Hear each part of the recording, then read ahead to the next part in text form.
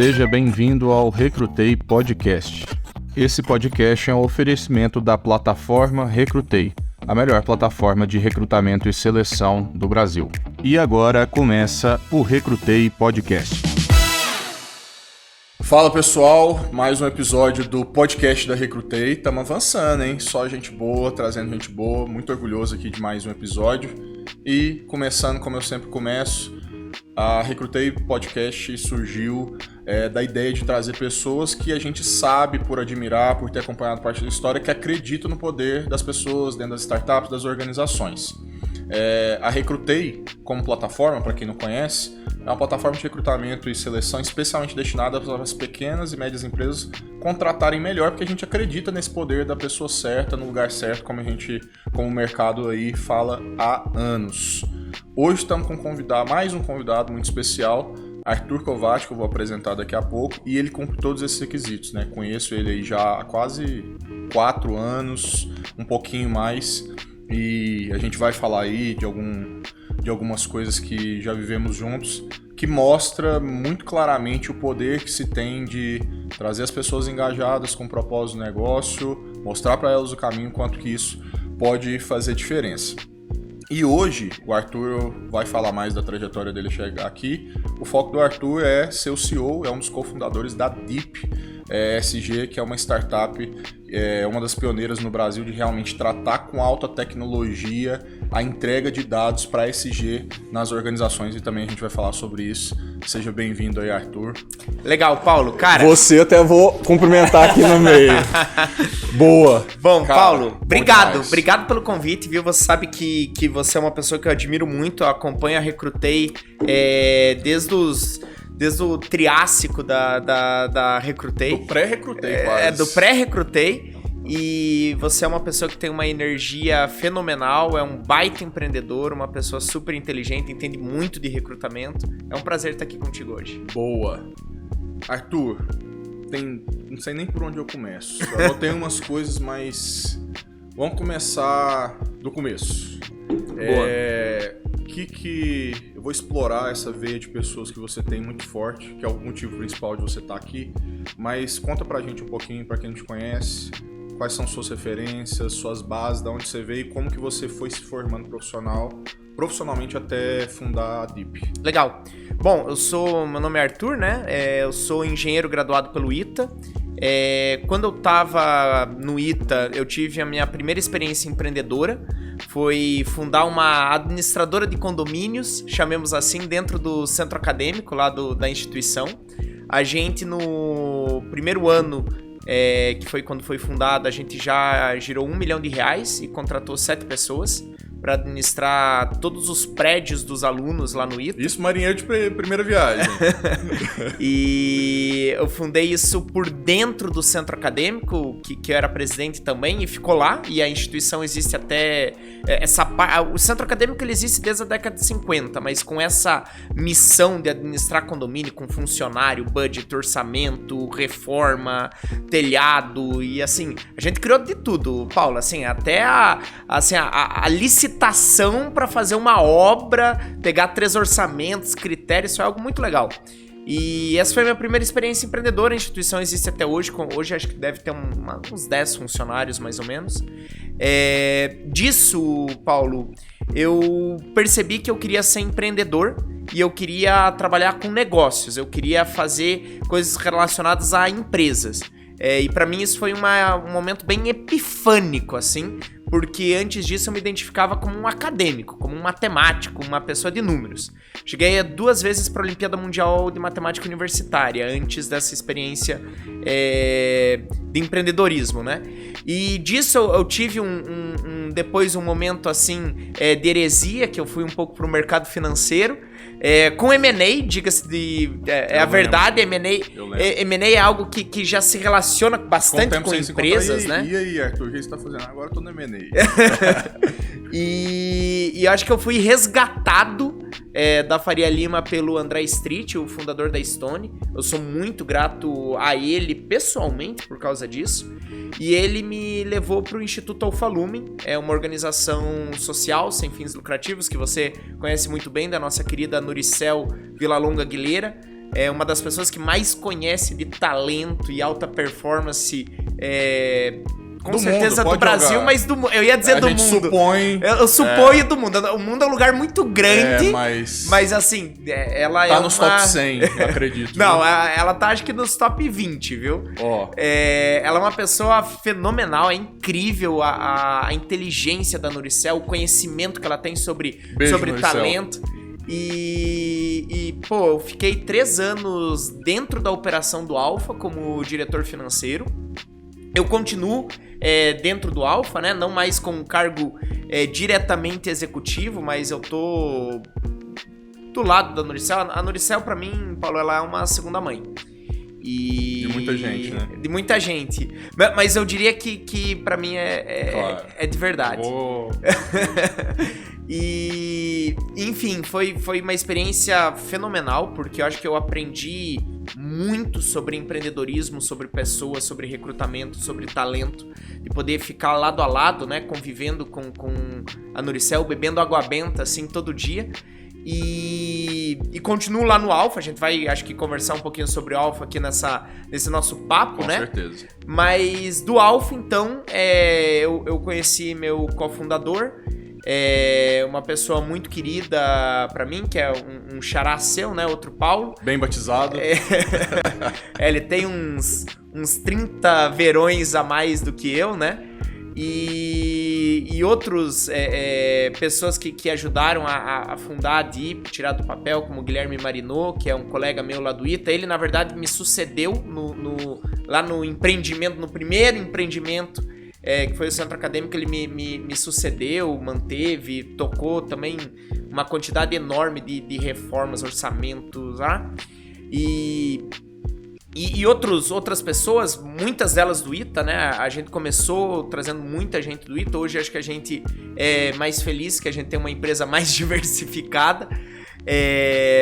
Enfim, e daí 2 anos de história de DIP. E nesses 2 anos a gente construiu a nossa empresa, que hoje tem cerca de 100 pessoas.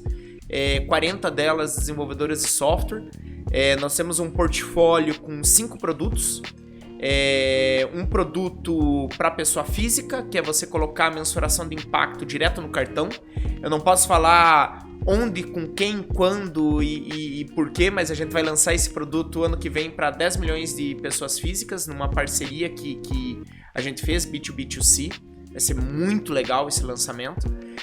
A gente tem também um produto para instituições financeiras, para bancos, que é medir a pegada de carbono de um portfólio de empréstimos de bancos. A gente hoje trabalha com diversos bancos, várias das maiores instituições financeiras do Brasil mensuram as suas pegadas de carbono do banco com a gente. Então imagine todos os empréstimos, todos os clientes desses bancos. A gente, pela nossa conta, hoje a gente está com cerca de 20% da pegada de carbono do Brasil sendo mensurada pela gente através dos bancos. O Brasil corresponde a mais ou menos 15% da pegada de carbono do mundo, então a gente já está com uns 2,5% da pegada de carbono do mundo, a gente que está medindo através desse produto. E a gente tem os nossos produtos para empresa, né, que através o produto para pessoa física e para banco, na verdade, ele cria o alinhamento de incentivos e interesse para a empresa mensurar, para a empresa medir sustentabilidade, porque ela vai poder vender isso para a pessoa física ou vai poder trocar isso por um capital mais barato com o seu banco. E daí, para ela medir dela, que é onde o impacto acontece, a gente tem hoje 3 produtos. O Deep Value, que é a nossa solução corporativa. A gente tá com algumas corporações já com a gente, perto de 30, como o Grupo Votorantim, Grupo Júlio Simões. O típico cliente do Deep Value é um grupo com 5 para mais bilhões de faturamento. Geralmente usa SAP, geralmente tem um sistema de TI muito grande, a gente integra com esse sistema de TI para calcular os impactos. Nós temos também um produto para PME, o DeepStart, que está com 2.000 licenças vendidas, e ele teve uma escala de DeepStart muito grande porque a gente vende ele através de alguns canais, como o Deep Supply, que é o nosso terceiro produto, que é para uma corporação medir a sua supply chain.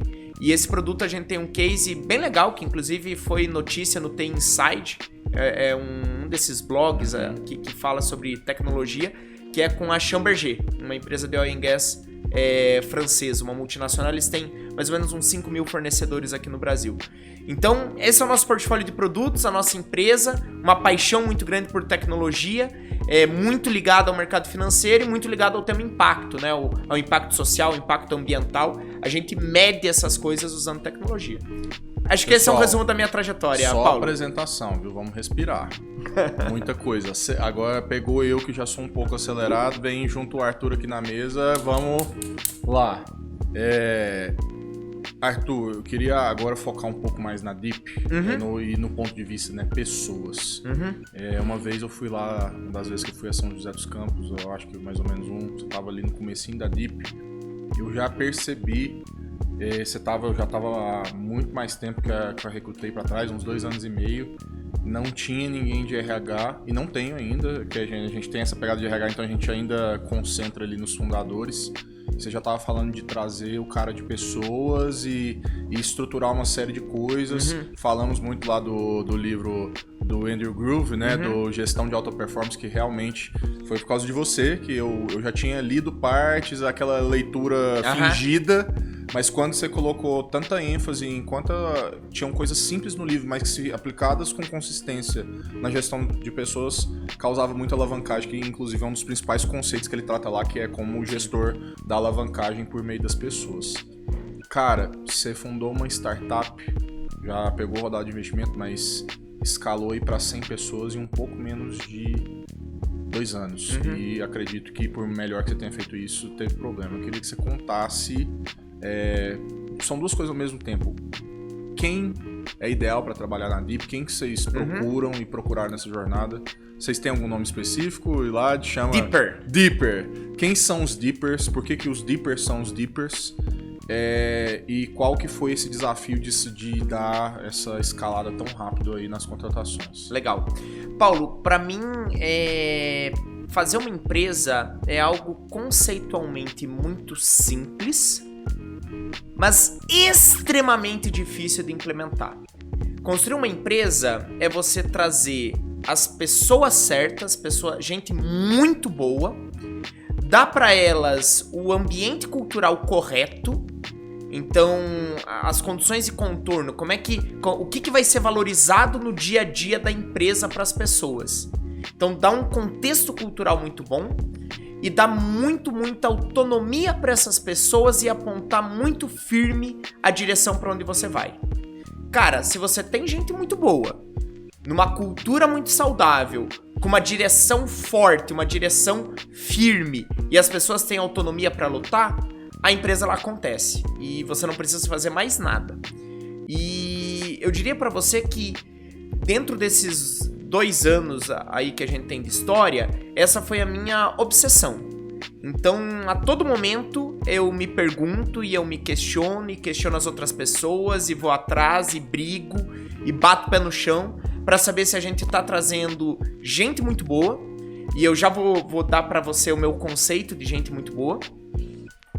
Saber se a gente tá com um ambiente cultural correto, se a gente tá dando os incentivos corretos para as pessoas, se a gente tá num ambiente onde as pessoas possam crescer.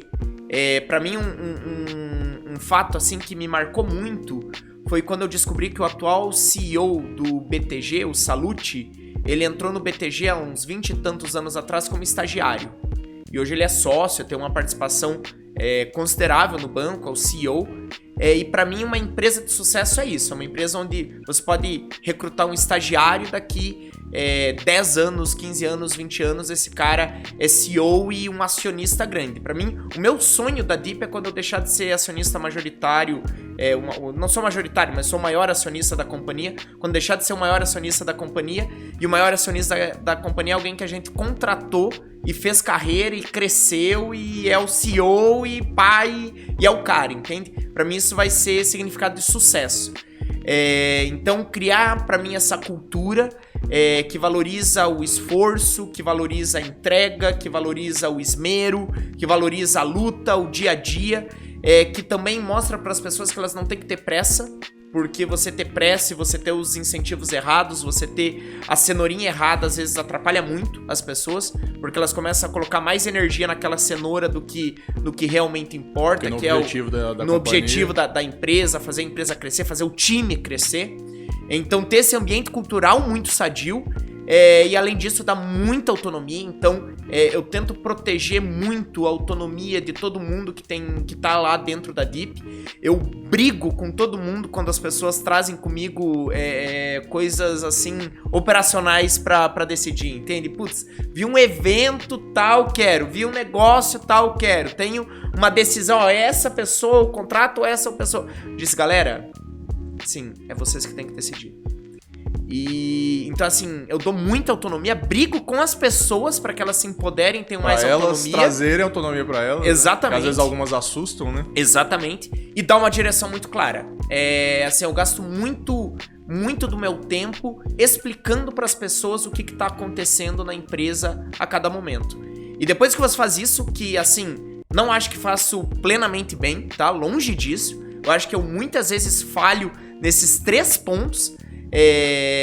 Mas eu acho que eu tento, e eu acho que naquilo que eu consigo ter sucesso, eu acho que tem um efeito grande. Os meus sócios, a galera que toca a empresa compartilha muito dessa visão, desses ideais, e me ajudam a manter isso na empresa. E daí, cara, a empresa vai. E pra mim a preocupação, você comentou, né, desde cedo ter uma pessoa de pessoas dentro da empresa, foi muito disso, porque pra mim era muito claro, e eu acho que foi um acerto, que se eu tivesse trazendo essa pessoa hoje, a empresa ela já teria crescido bastante. A pessoa de pessoas, que no caso é a Naira, viu? Um beijo, Naira. Ela não teria tido a oportunidade de perceber como é que a empresa ela era quando ela era pequenininha, quando ela tinha 20 pessoas, como é que ela virou quando tinha 40, quando ela agora tal. Ela não ia ter vivido isso e ela não ia ter sentido alguns dos problemas desse crescimento. Os momentos onde esses princípios que eu te passei, eles por algum momento diluíram. Também foi muito importante porque pessoas de mercado, eu acho que eles não têm na cabeça deles esses fundamentos, assim, pra mim as 3 coisas que eu disse são meio que fundamentos de construção de time, de empreendedorismo.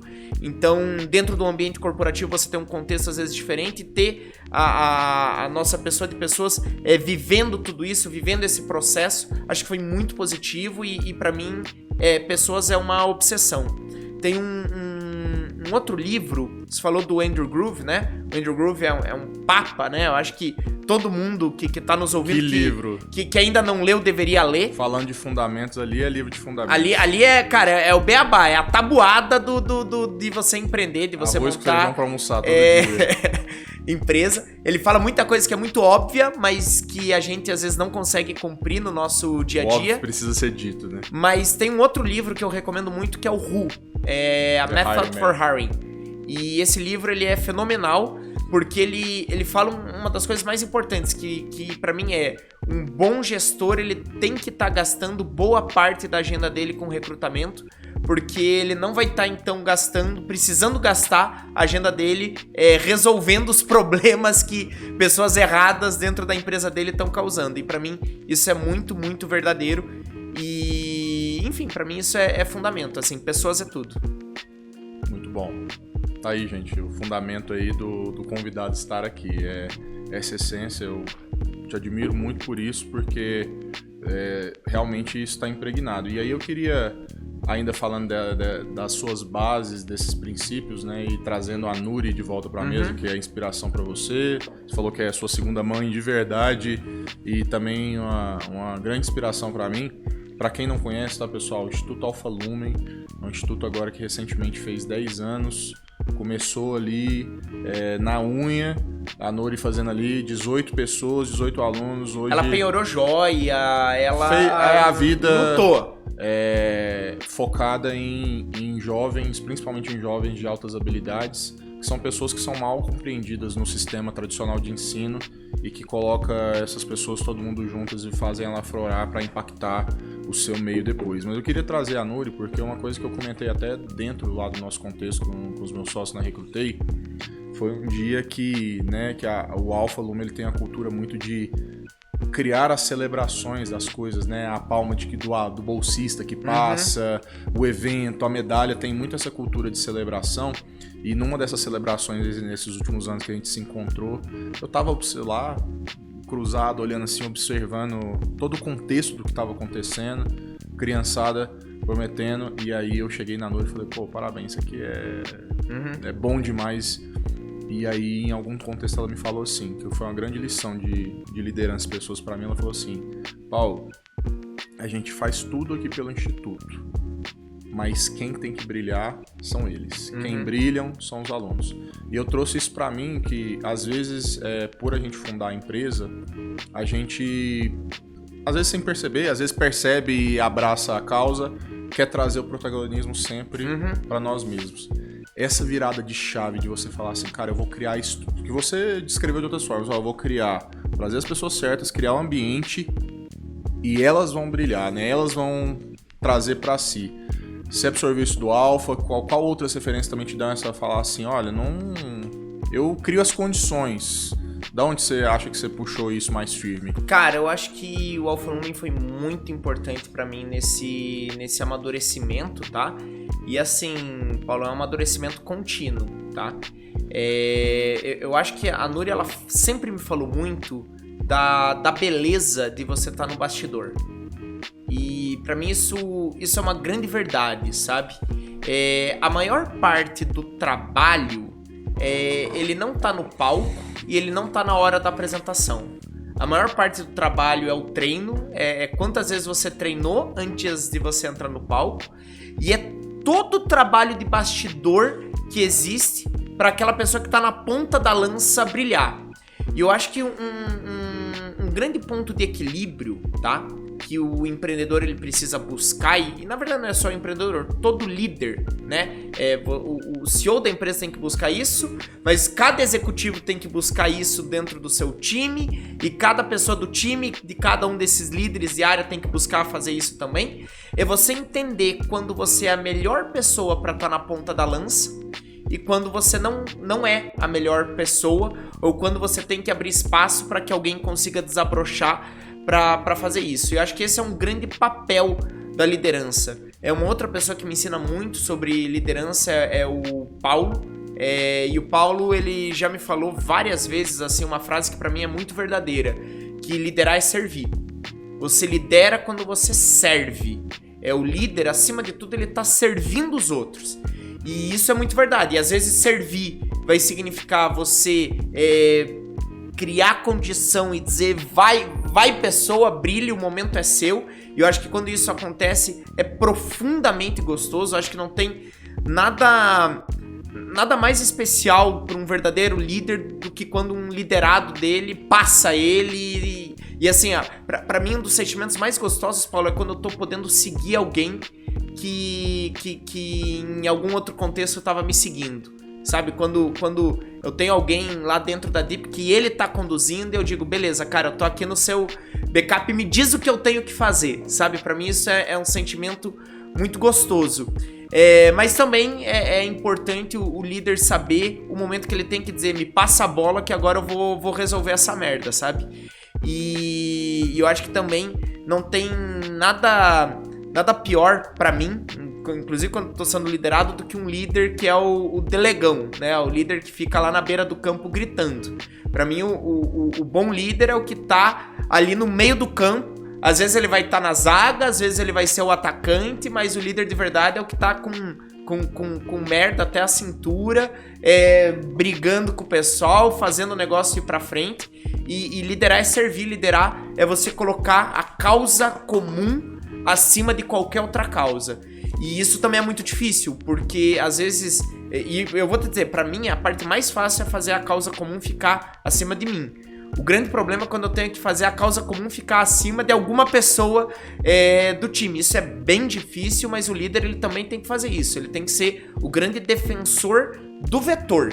E acho que esse é um outro conceito muito forte da Núria. Assim, a questão da liderança dentro de um time, de você dar direção. e você como... E proteger a direção. E você né? tem que proteger a direção se você acredita que você está indo pro lugar certo, se existe um consenso ou uma opinião muito bem formada de pessoas que você confia que aquela direção... Cara, você tem que defender aquela direção. Um dos maiores elogios que eu recebi até hoje foi do Carlos Novak, que você acho que conhece, né? O Carlos, lá da Deep. Se não conhece, vai conhecer, tá? É um iteano também, um colega, um amigo, agora sócio lá da Deep e tal, e uma pessoa muito importante, assim, pra mim, que acho que foi um dos maiores elogios que eu recebi. Ele disse: Arthur, você é burro, mas você é burro feito uma vaca, porque depois que você decide, não importa o que você faz, você vai, você fica ali obcecado e tá lá meia-noite, fica você aí com o sono, recado pro guia aí, ó. E você dizendo, galera, é pra lá, e vamos, e vai, e isso é importante, sabe? Isso pra mim também é uma característica importante da liderança, e eu observo em todos os líderes da Deep. A Deep, fico muito feliz que ela tem muitos líderes, muitos líderes muito fortes, todos eles são cheios de convicção, e eu acho que um ambiente saudável é um ambiente onde as pessoas se mandam a merda, sabe? Se mandar a merda pode ser literal, ele pode ser mais sutil, porque às vezes você tem pessoas muito mais refinadas, muito mais educadas, né? Do que acho que a gente, Paulo. mas acho que você brigar, você bater na mesa tal, e você ter convicção e você discutir sempre na bola, mas sobre o que tem que ser feito é muito importante, e também uma característica da liderança. Muito, muito bom. E ainda um pouco sobre esse foco da Deep, a gente tem conversado aí com os outros convidados, que principalmente quando se fala de startup, mercado digital, sei que já tem 40 engenheiros, né? Uns 40, 50 devs. Pessoas de tech.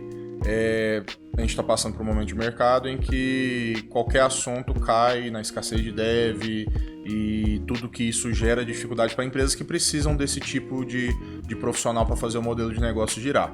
Mas eu estou provocando o outro lado aqui, né? Tem a escassez, tem as dificuldades, mas também tem, a gente analisando aí a nossa base de clientes na Recrutei, muitas oportunidades que estão no controle das empresas contratantes para se tornarem mais atraentes para esses profissionais, e que são recursos que às vezes por desconhecimento a empresa não usa, está no outro nível de consciência, outro nível de maturidade. 40 engenheiros em tão pouco tempo. O que vocês fizeram e o que dá para entregar de valor genuíno para boas pessoas da área de tecnologia se interessarem pela sua empresa? Legal. Cara, eu acho que parte do segredo do recrutamento da Deep, e assim, não é algo que talvez seja totalmente emulável por qualquer empresa, porque tem muito a ver com princípio, tá? E uma convicção muito pessoal que o time que está tocando a companhia precisa ter, que é fazer a companhia ser um veículo para que as pessoas que você trouxe e que você quer trazer tenham efetivamente muito sucesso nas suas vidas através da companhia, sabe?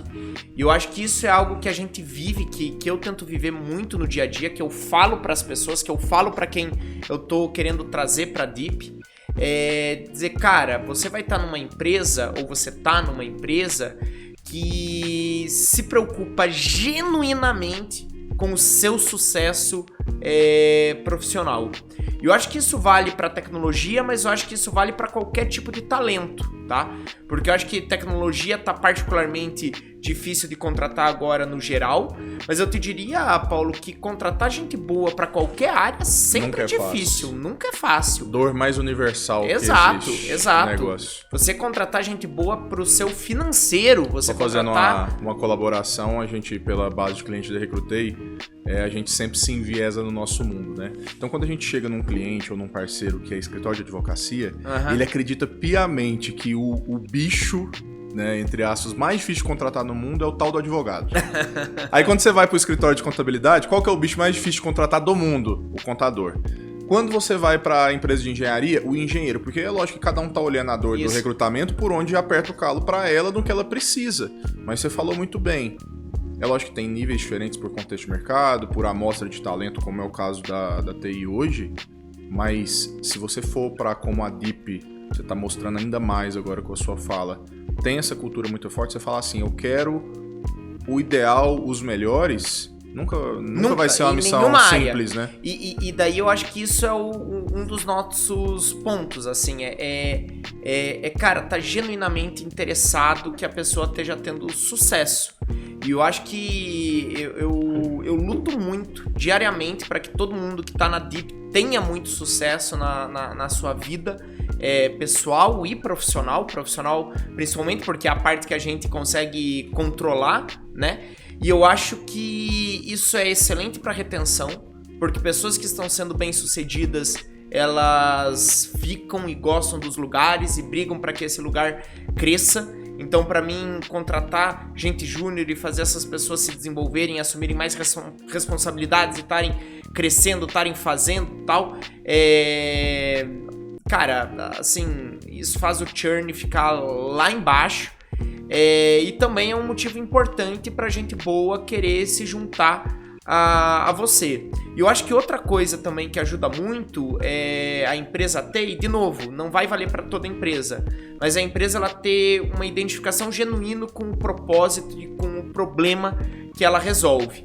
Porque eu acho que quando uma empresa ela tem como seu objetivo único e mesmo principal o bottom line, e ela tá ali no bottom line, e ela respira isso e come isso e tal, se você escolher os números e não as pessoas vão escolher os números e não a sua empresa. A gente por democratização de informação aqui, sempre tem um termo mais diferente, a gente pede pro convidado falar. Para quem não conhece, bottom line significa... Bottom line é o lucro, bottom line é o que sobrou, é o resultado.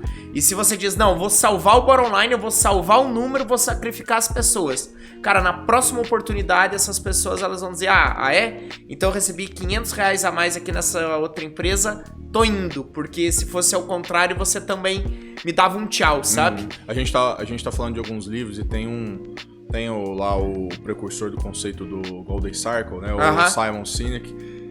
E ele tem um livro que eu não tenho certeza, mas eu acredito que seja mais recente, que eu tô dando uma folheada, que falou muito de liderança, que é o líder se serve por último. Então a capa é até um pratinho, bem interessante. E eu tô lendo assim de forma meio aleatória. Vou num capítulo, não tô lendo linearmente, aí volto. E na semana passada, Arthur, eu li um capítulo muito interessante que fala justamente o que você falou, em outras palavras, em outro contexto, que ele fez uma análise das escolas de negócio, década de 70, 80, 90, e ele falou assim, cara, toda vez que a escola de negócio, que um gestor trouxe para si uma referência de sacrifique as pessoas, parecia que estava tudo bem no primeiro momento, mas no longo prazo os números mostraram. Então você fez a coisa em prol do número, teoricamente, fala, nossa, olha aqui, economizei, cortei cabeças, né? Mas na hora que você foi ver no longo prazo, vamos dizer, a gestão menos humanizada, ela foi a que menos repercutiu positivamente nos números no longo prazo. E assim, pra mim isso é muito natural, porque se todo mundo que tá na sua empresa entregar 20% a mais, vai sobrar 20% lá embaixo, entendeu? Então, pra mim é muito direto, muito óbvio essa relação. E pra mim é isso, sabe, Paulo? E é isso que faz a Deep conseguir contratar e reter talento. Claro que tem muito desafio na nossa área. Um dos desafios pra gente é que a gente precisa de cientistas de dado muito sênior, porque o nosso produto é altamente complexo. Então, assim, dentro de desenvolvimento, o cientista de dados sênior, ele é o santo grau, assim. Então, a gente tem um cientista de dados, um desenvolvedor muito sênior, uma pessoa que acho que se identificou muito com a empresa, e a gente tá numa estratégia muito de tentar contratar plenos e erguer esses caras, e estamos acho que com uma vaga de mais um sênior também agora aberta. Mas e tem outras dificuldades, como pessoas em metodologia. A gente tem 11 doutores ou doutorandos na Deep, em áreas relacionadas a carbono, supply chain, solo. E assim, é difícil você contratar, cara, eu preciso de um doutor em análise de ciclo de vida, eu preciso de um mestre em carbono do solo, assim, são posições bem específicas, né? Não tem milhares dando sopa por aí, né? Não tem milhares dando sopa por aí. Com certeza. Mas o ponto é esse, é a cultura interna. E eu acho que vai ter muita empresa que vai poder se identificar com isso que eu falei e colocar isso, se já não coloca, na prática. Mas eu acho que toda empresa tem que descobrir o que faz ela única e o que vai fazer as pessoas se apaixonarem por ela. E se ela não tem nada que vai fazer as pessoas se apaixonarem por ela, eu diria, Paulo, sinto muito, ache, porque você precisa. Porque se você não tiver gente boa junto contigo, apaixonado pelo seu propósito, querendo fazer o seu negócio virar, que enxerga na sua empresa algo bom pro sucesso dela, você vai ter muita dificuldade para levar o seu negócio à frente. Legal. Eu ia te perguntar coisas que você já falou, então não vou ser repetitivo. Eu ia te perguntar de forma mais concreta, poxa, como é que você, hoje, né, trazendo pro contexto mais do diálogo... Você acertou na água, viu? Do diálogo, boa. Do diálogo que se tem aí entre as HR Techs, o mercado de inovação e recrutamento. Se fala muito hoje os novos conceitos estão, alguns gourmetizados, mas se fala, vamos lá, do Employee Value Proposition, né? Qual que é a proposta de valor clara que você tem para alguém trabalhar e querer trabalhar na nossa companhia. A Candidate Experience, né? A experiência do candidato. E você falou muito bem dos aspectos emocionais, de princípio de valor, que, por exemplo, fazem uma pessoa querer ser uma Dipper, né? Querer trabalhar na Dip. Mas agora indo para a parte mais técnica de incentivos que podem favorecer o talent acquisition, que podem favorecer a marca empregadora, enfim. Você já tem mecanismos concretos de quando a pessoa entra, o que você apresenta, seja na forma de promover, stock option, o que vocês têm de mecânica de reconhecimento lá? Legal, Paulo. Acho que você tocou num ponto bem legal e eu vou fazer polêmica, tá? Boa. Porque eu tenho Pode ser a primeira grande polêmica da série de podcast. Vamos lá, responsa, hein? Eu tenho um investidor nosso e um mentor meu, se chama Paulo Cunha, o PC. O PC é um investidor serial. Ele investiu em vários dos unicórnios aí que a gente tem hoje no Brasil, de Stone, Cloudwalk, e por aí vai. Assim, se você vê o LinkedIn dele, o currículo dele, as 30 e tantas empresas que eles investiram, é só empresa que teve muito, muito sucesso. E ele foi... Ser investido por ele, então, já tá um bom sinal, hein? Assim... Você não pode ser a zebra, hein? Correlação não implica causalidade, né? Boa. Mas sim, eu fico muito feliz. Das estrelinhas da camisa, assim, que eu digo, cara, o cara acreditou na gente. Boa. E ele arregaça as mangas e nos ajuda bastante. E eu acho que um pouco da minha visão sobre benefícios vem muito de conversas que eu tive com ele. Porque quando eu comecei a Dip, eu tinha uma visão de dizer, não, cara, eu preciso muito rapidamente estruturar os meus programas de incentivo e benefício. Então, cara, vou colocar um programa de stock option, vou dar vesting, vou identificar um talento, vou pegar vesting, colocar para ele, vai ter um stock pool e vou pagar em ações e ter phantom shares para distribuir, toda uma sofisticação de mecanismos, e vou dar bônus e vou dar comissão pro comercial e tal.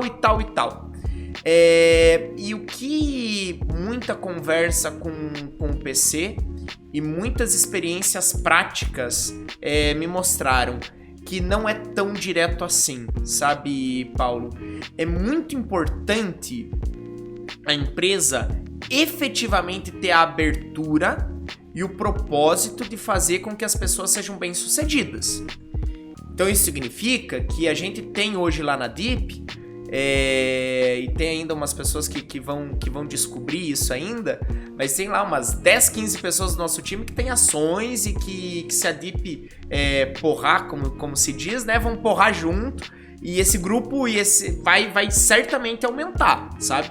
Essa é uma convicção, é um valor da Dip, o sucesso das pessoas que estão junto com a gente.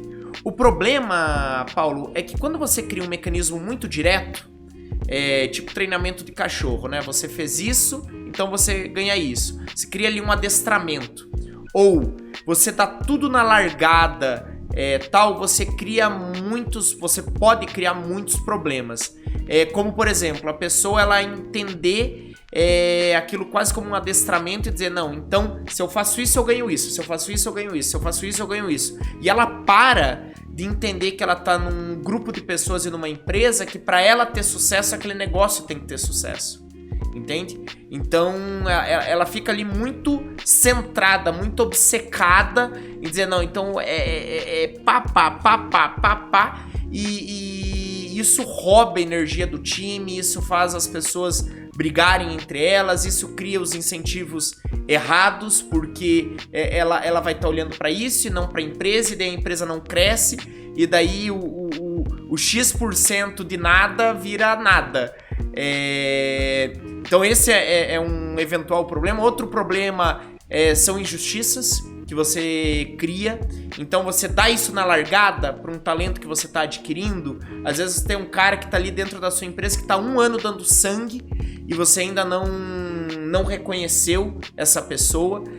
Você também traz pessoas que estão muito mais interessadas naquele ganho do que no problema que você está tentando resolver e na identificação que elas têm com você e na cultura da sua empresa. Então você pode ser muito mais relaxado na cultura se você deu ali um pouquinho de ação para cada um, mas você fazer o contrário, você dizer, não, a gente tem que ter uma cultura onde todo mundo entende que vai ser valorizado na hora certa, te faz ter que brigar com isso, com os seus investidores, inclusive, com as pessoas dentro da empresa, faz você cometer muito menos injustiças, porque você já teve aquela pessoa ali 6 meses, 1 ano junto contigo, é uma pessoa que tá contigo mesmo porque gosta da empresa, porque tá ali, e daí quando você faz as coisas, então na ordem um pouco inversa, e quando você faz as coisas às vezes de uma maneira menos estruturada, mas não necessariamente desorganizada, tá? Ela é menos formal, mas ela tem muita lógica, muito raciocínio, muita queimação de neurônio, tal, do momento certo, de como fazer tudo mais, você acaba tendo um resultado muito mais justo, muito melhor, com pessoas que estão ali valorizando o que a gente está construindo junto, e pessoas que talvez depois de 10, 15 anos vão poder ser acionistas majoritárias da empresa e virar CEO do negócio. Enquanto aquela pessoa que talvez você usou um vesting para adquirir ela vai estar ali totalmente focada no vesting curve, e quando a curva acabar, ela vai ir para a próxima oportunidade, sabe? Dá muito trabalho fazer isso desse outro jeito, é bastante incomum. Eu vejo a maior parte das empresas lendo livros e manuais com centenas, milhares de páginas sobre como estruturar um programa de stock options.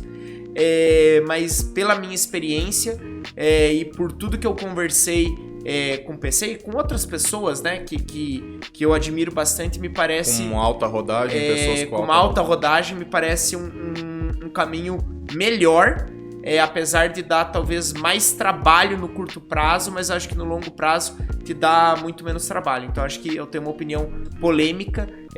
Eu acho que em nenhuma empresa que eu for fundar, porque pra mim isso é muito claro, e eu falo isso pra todo mundo da Deep, que eu quero que eu e todo mundo tenham mais negócio. Não significa que a Deep vai acabar, pelo contrário, a gente tem que perenizar. O nosso estagiário lá tem que entrar e virar CEO e sócio dessa empresa para ela virar um legado, para ela virar algo público, algo do mundo, sabe? Eu falo e eu acho que eu nunca vou oferecer vestings na largada.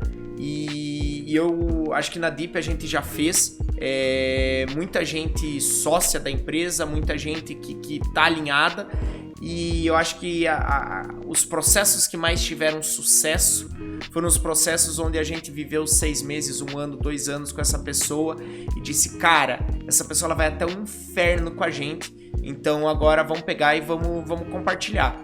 E são pessoas que se continuarem, eventualmente vão virar acionistas maiores do que eu, e eu vou estar muito feliz se isso eventualmente acontecer. Vão ter que suar muito a camisa, viu, Paulo? Porque eu suo muito a minha, e sou um jogador dedicado. Mas eu acho que esse é o objetivo, sabe? Bom,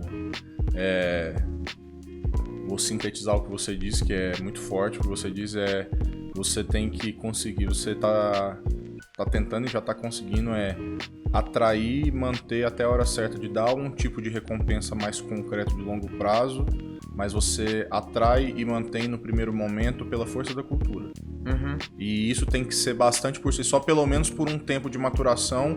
Isso tem que ser o principal vetor da sua relação com o colaborador novo. Mas aí que tá, Paulo, não é recompensa, entende? Porque recompensa é algo que você dá, recompensa é adestramento, entende? É mais profundo do que isso.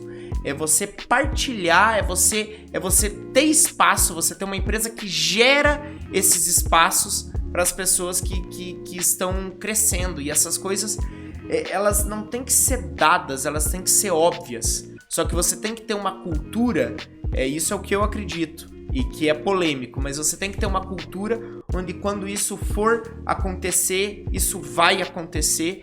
E é difícil porque você precisa ter um grupo de sócios e investidores muito alinhados com essa visão para conseguir fazer funcionar, mas para mim é o que funciona. E não se trata de uma recompensa, não é um sistema de ganhar atraso, é um sistema de dizer, cara, a gente tá aqui num negócio junto e você vai ter sucesso e esse negócio é nosso e a gente vai poder, nos momentos, fazer, vamos dizer, uma redistribuição do negócio de maneira que quem tá colocando ali todo o suor vai levar a medalha para casa também, sabe? Boa, muito bom. Vários, como a gente brinca, vai dar vários cortes aí. Muito bom. Mas é polêmico, viu, Paulo? Eu adoraria conversar com alguém que é um xiita, assim, um defensor de programa de incentivos. Porque acho que a gente ia se tapa aqui. Então vamos começar essa discussão aqui agora. Tá bom. Pô, contra o Paulo é difícil, né? Porque o homem é forte, né? Vocês já viram o Paulo de pele? É grande. Mas a gente encara. Boa. Ainda antes da gente avançar para assuntos mais específicos, eu sei que você é um leitor ávido, também gosta muito de pegar referências, né? Eu acho que quem lê como você lê é porque acredita que, pô, o livro é o resultado de erro e acerto, às vezes, de um século que tá compilado ali. Você não vai acessar essa porcaria? É lógico que você tem que acessar, né? Mas eu queria que você trouxesse agora já mais para gerar valor, ainda mais pro pessoal, mais que você já tá gerando, ainda nessa vertente de cultura, gestão de pessoas. Quais são, além das que a gente já citou, pessoas e livros que também colocaram alguns tijolinhos nas percepções, no jeito que você pensa pessoas hoje? Legal. Eu acho que um livro muito importante... Eu já falei do Who, né? A gente já falou do High Output Management. E eu diria que eles dois estão aí no top 5, top 10. Mas eu vou falar alguns outros. Um deles que pra mim é muito importante é o The Hard Thing About Hard Things. É o lado difícil das situações difíceis, né, em português. Eu acho ele fenomenal de um livro. E o que eu acho que ele traz muito é a perspectiva pro empresário, pro empreendedor, de, cara, o que é sentar numa cadeira de estar na liderança ou ser uma das pessoas da liderança de uma empresa, sabe? Eu acho que o livro, ele é fenomenal porque ele fala de muitos erros que você pode cometer na gestão de pessoas, principalmente numa empresa como uma startup, mas também uma empresa tradicional. Uma delas, um dos erros que ele comenta, que para mim eu vi ele já em algumas empresas e vi na Deep e a gente corrigiu, é a questão de você contratar um executivo de mercado achando que isso vai resolver uma determinada área. Então, putz, tem um problema de XPTO, tem um problema marketing, RH, vendas, produto, operações, you name it. E, cara, agora eu vou contratar um executivo de mercado e eu vou colocar esse cara cheio nessa de marcas posição, bonitas no currículo, cheio e ele de vai marcas vir... bonitas, ele vai vir e vai resolver. Tipicamente dá merda. Nosso super-herói. Exato. Isso dá errado. Dá. E dá errado por alguns motivos. Assina embaixo. Legal. Dá errado porque a realidade, às vezes, de uma empresa menor, de uma empresa de alto crescimento, é muito diferente da realidade de uma corporação. Então, assim, eu já ouvi... e depois que você sabe que dá errado, depois que você se acultura, né? Você começa a perceber, você começa a ficar mais esperto, né? Como se diz. E eu ouvi já numa entrevista um cara dizendo, cara, o que você é bom? Eu perguntei. E o cara disse, cara, eu consigo muito budget pra minha área. Eu consigo, assim, ali na discussão com o board e tal, mostrar os problemas e tal, e trazer budget pra gente fazer as coisas. E eu disse, pô, cara...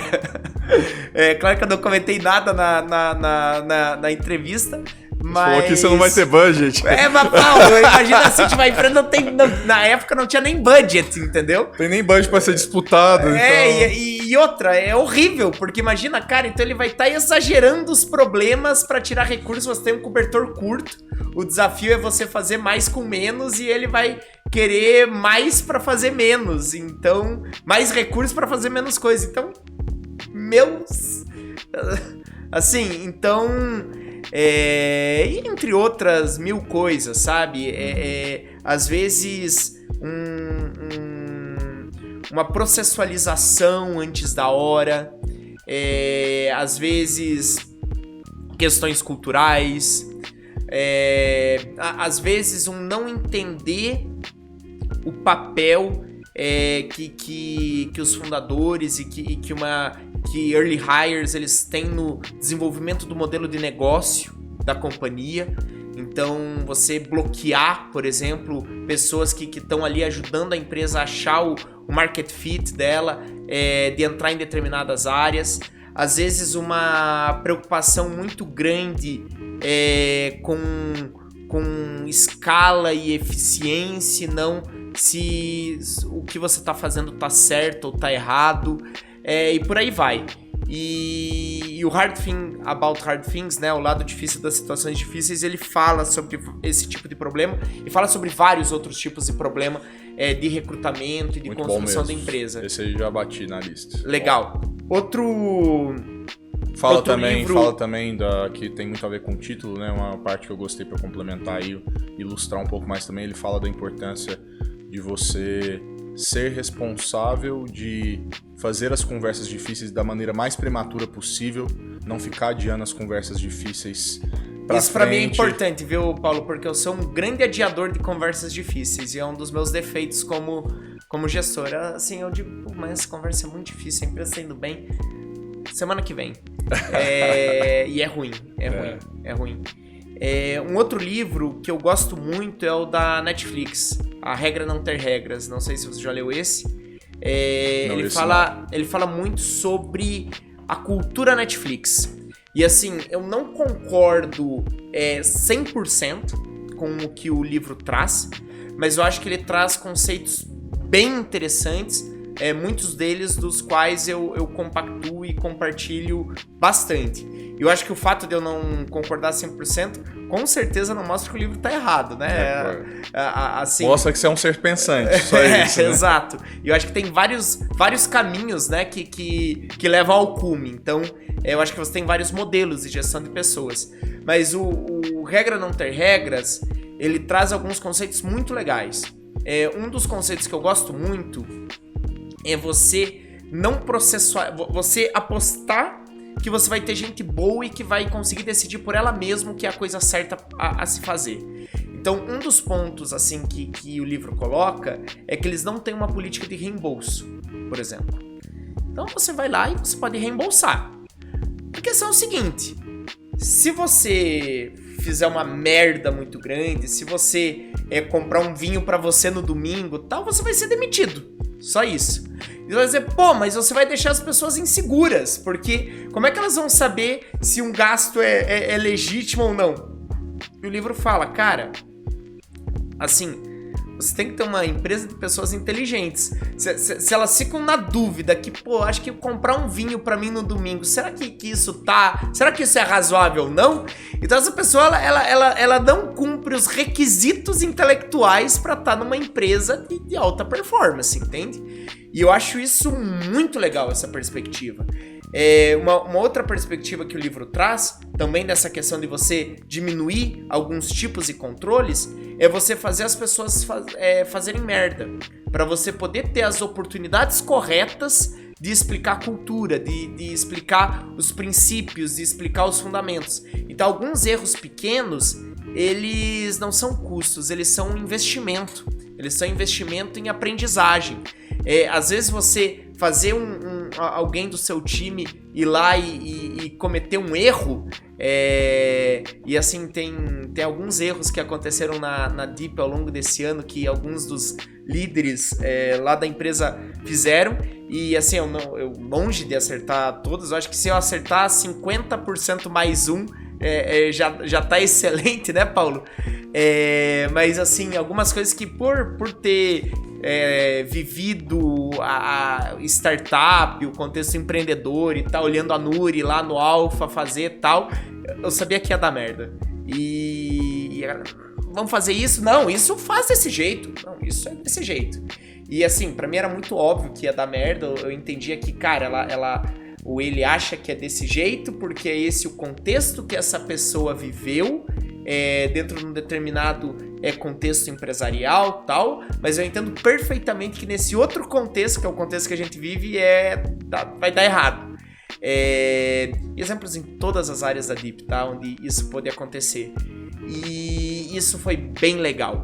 E eu percebi, Paulo, os meus investidores fazendo isso comigo também, em alguns momentos. Queria ilustrar rapidinho isso, que o primeiro convidado que eu entrevistei aqui no podcast foi o nosso primeiro investidor anjo, que é o João Rabelo, foi presidente de vários bancos, Banco Concórdia, Banco Fibra, então aqueles bancos ali da década de 90, ele ajudou a operar e escalar muitos deles. E a gente nunca falou isso diretamente, depois ele vai assistir, vai ver eu falando isso, mas que hoje, olhando para trás ali, nos momentos mais críticos da Recrutei, tentando acertar modelo de negócio, enfim, hoje eu vejo que ele tinha plena consciência de que algumas coisas a gente estava claramente errando ou podendo fazer claramente melhor, e ele poderia ter chegado e falado assim, sido mais intervencionista, né? Uhum. Primeiro investidor, apostou a gente mal saindo do PowerPoint, falou, cara, aqui, já fiz isso X vezes. E é assim. É a minha vida inteira. Nunca fez isso. Uhum. Provocava o pensamento, a reflexão e a autonomia e vai. Então aí é lógico que é sempre difícil estimar isso, né? Mas com certeza se ele fez isso com a gente com tanta consistência, é porque ele tem uma crença muito análoga à sua de que tem hora que intervir não é tão... vai dar aquele alívio de longo prazo, mas você deixar a pessoa cumprir um ciclo por si só pode ter muito mais valor no longo prazo, né? E hoje eu percebo que ele fez isso de forma muito... masterizou essa competência e fez com a gente. Eu cometi vários erros na Deep, vários erros caros, vários erros que eu me arrependo, vários erros doídos, e vários desses erros foram muito importantes para eu poder amadurecer. E eu acho que o Regra Não Ter Regras, ele toca em vários desses conceitos. Ele fala de um conceito muito grande que é a concentração de talento. Então, às vezes você começar a encher um time de pessoas médias, você começa a aumentar a ineficiência desse time e gente boa gosta de trabalhar com gente boa. Então, você tem que ter concentração de gente boa. Se você tem uma empresa que acredita nisso, como a Netflix acredita, cara, você tem que ter ali um grupo de 5 pessoas numa área e as 5 tem que ser muito boas, muito proficientes, num mesmo timing, as 5 tem que ser aceleradas, as 5 tem que ser competentes, determinadas, e daí aquelas 5 pessoas vão começar a se energizar e se comunicar muito rápido e serem muito eficientes, e o negócio vai crescer por si só. E na medida que às vezes você coloca outras 5 pessoas nessas 5 pessoas muito boas e 5 pessoas médias, essas 10 pessoas vão produzir menos do que 5 pessoas, a um custo maior, numa baita ineficiência, e muito provavelmente você vai perder algumas dessas pessoas muito boas e daí você vai ficar ainda pior. Tem uma coisa, Arthur, que é um conceito muito pouco falado assim no recrutamento, vamos dizer assim, da maioria das empresas, mas que a gente tem percebido cada vez mais na Recrutei, que é muito importante, que é difícil falar isso, é um pouco polêmico também, mas vou falar que para você contratar uma pessoa boa, por melhor que ela seja, a sua análise não pode desconsiderar quem a sua empresa é e quem a empresa está no momento. Porque às vezes a pessoa, tecnicamente, é ideal, comportamentalmente é tudo que você quer, tem o fit cultural, mas por algum motivo, e tem que ser considerado isso, ela não encaixa naquele momento da empresa ou na conjunção do time, na configuração do time naquele momento. Depois de 3 meses, às vezes pode mudar. Mas você também acredita que o contexto tem que ser respeitado para contratar uma pessoa? Claro, com certeza. O contexto dela, o contexto da empresa, do time. E assim, ao contratar, contratar sempre tem que ser bottom-up, tá? Contratação top-down dá merda. Contratação tem que ser bottom-up, tem que ser as pessoas do time que tem que chegar à conclusão que precisam daquela posição, que precisam daquele perfil e tem que chamar para dentro. É claro que às vezes você percebe que tá faltando uma peça e você tem que saber causar a reflexão, mas esse contexto, essa convergência, ele é muito, muito, muito importante, porque senão essa pessoa ela não vai ser bem recebida e não vai conseguir performar. Mas enfim, só para fechar então, A Regra Não Ter Regras da Netflix é muito, muito bom também. É um livro que eu recomendo, apesar de ter alguns pontos que eu não concordo. Lá, um dos pontos que eu não concordo é o sistema de incentivo e bônus e tal ali. É adestramento de cachorro, entendeu? Tipo, fez isso, ganhou ação. Fez isso, um vesting. Fez isso, tal, ele defende isso. Eu não acredito nesse modelo. Eu acho que as coisas elas têm que ser mais conquistadas, mais orgânicas e uma cultura que tem espaço pro cara virar CEO da empresa e acionista forte, entende? Mas enfim, são perspectivas diferentes. Indo pros minutinhos finais, fazer um pré-agradecimento. Cara, sua energia é incrível, você entregou muito aqui, falou vibrando aí, falou muita coisa relevante. E mostra, você é mais um convidado que mostra com muita maestria que pessoas que acreditam em pessoas é um clichê.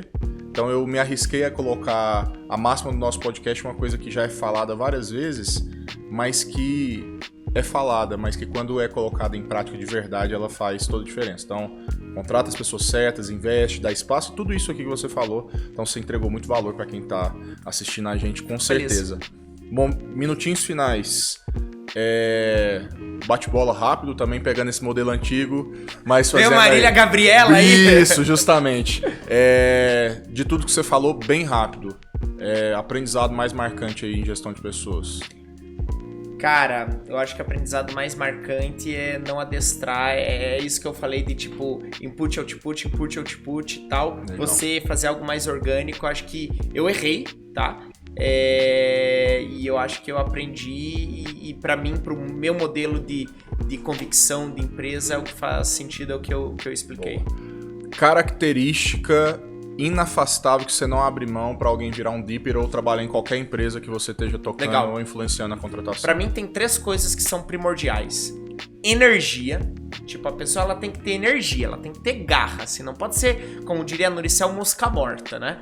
Ela tem que ser... ela tem que ter inteligência, competência, ela tem que ser uma pessoa intelectualmente bem formada, ela tem que dominar aquele assunto. Então, cara, é uma vaga que precisa de raciocínio lógico e matemática. Ela tem que ter, cara. Se ela não tiver what it takes pra ela performar, ela não vai performar. E o terceiro é caráter, valores, boas histórias, bons erros. Ela dizer, cara, eu gosto muito de pessoas que conseguem perceber momentos onde elas falharam eticamente, falharam comportamentalmente, porque isso significa que a pessoa se preocupa com isso, ela reflete sobre isso. Que ela tem chance de estar num novo patamar de evolução. Exatamente. Então, cara, a pessoa que ela tem energia, que ela tem competência e inteligência e que ela tem ética e valores, cara, ela tem aí 90% do que precisa pra ela ser uma dipper ou pra ela ser uma pessoa do alfa-lumen ou pra ela ser uma pessoa de qualquer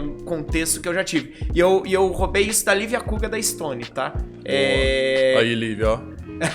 Quando ela falou pra mim, acho que a gente tava numa entrevista de um Clube dos Sonhos, alguma coisa assim, quando ela falou isso, eu disse, cara, é isso. Boa. É isso. Boa. Obrigado. Pessoal, valeu. Tenho certeza que entregou muito valor pra vocês. Mais um episódio do podcast da Recrutei trazendo... Tem nem que falar, né? Pessoas que acreditam em pessoas. Esse é nosso mote. Trazer pessoas que acreditam que pessoas é o caminho para o desenvolvimento das empresas e, consequentemente, com o desenvolvimento das empresas, o desenvolvimento de um mundo melhor. Pessoas são o único caminho. Obrigado. Até a próxima. Obrigado, Arthur. Valeu, tchau, Valeu. tchau.